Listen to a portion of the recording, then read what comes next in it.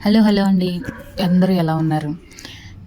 ఎవడైనా సరే ఆల్రెడీ పెళ్ళైన వాడు ఇంకొక అమ్మాయి దగ్గరికొచ్చి, నా వైఫ్ అందంగా లేదు కాబట్టే నేను నిన్ను చేసుకోవాలనుకుంటున్నా, లేతే నీతో ఉండాలనుకుంటున్నానని కాకమ్మ కబుర్లు చెప్పాడనుకోండి, మీరు దయచేసి నేను చాలా అందగత్తెనని మాత్రం ఫీల్ అవ్వద్దండి.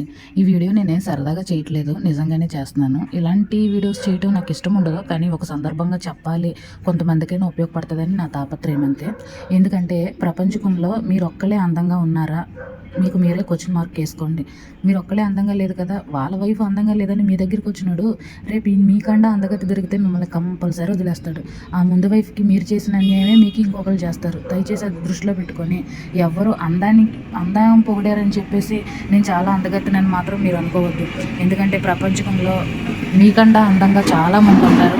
వాళ్ళకంటే అందంగా చాలామంది ఉంటారు. ఇంకా అందగత్తెలు పుడుతూనే ఉంటారు.